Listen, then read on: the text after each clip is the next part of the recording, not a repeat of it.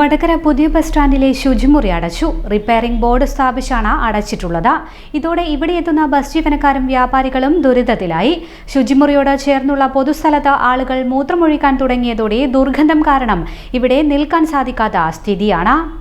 വടകര പുതിയ bus stand ഭാഗത്ത് ഓവുചാലിൽ കക്കൂസ് മാലിന്യം നിറഞ്ഞ് ദേശീയപാത പ്രവൃത്തി തടസ്സപ്പെട്ട സാഹചര്യത്തിൽ ഉറവിടം സംബന്ധിച്ച് നഗരസഭാ അധികൃതർ പരിശോധന നടത്തിയിരുന്നു. ബസ് സ്റ്റാൻഡിലെ ശുചിമുറിയിൽ നിന്നും മാലിന്യം ഓവുചാലിലേക്ക് ഒഴുക്കുന്നുണ്ടോ എന്നറിയാൻ സ്ലാബുകൾ നീക്കി പരിശോധിച്ചിരുന്നു. അപ്പോൾ കക്കൂസ് മാലിന്യം ഒഴുകിയതായി കണ്ടെത്തിയിട്ടുണ്ട്.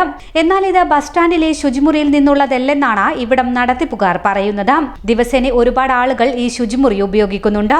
ഇവിടെയുള്ള 3 ടാങ്കിലെയും കക്കൂസ് മാലിന്യം മറ്റിടത്തേക്ക് കൊണ്ടുപോയി ടാങ്ക് മുഴുവൻ കാലിയാക്കുന്നതിനായാണ് പ്രവർത്തനം നിർത്തിയത്.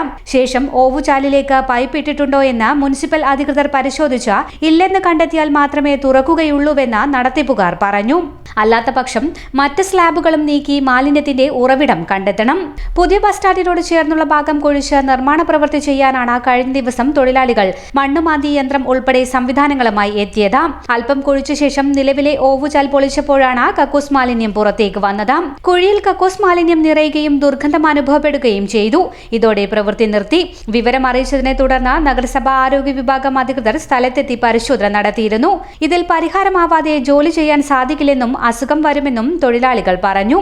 പൊതു ഇടത്ത് മൂത്രമൊഴിക്കുന്നത് അസുഖം പടരാൻ കാരണമാകുമെന്ന ഭീതിയുമുണ്ട്. ഫരീദ ഓപ്റ്റിക്സ് ഉള്ളപ്പോൾ ഇനി കാഴ്ചകൾക്കും തെളിമയേറും. ഫരീദ ഓപ്റ്റിക്സ് വടകര, ഇനി എല്ലാം തെളിഞ്ഞു കാണാം.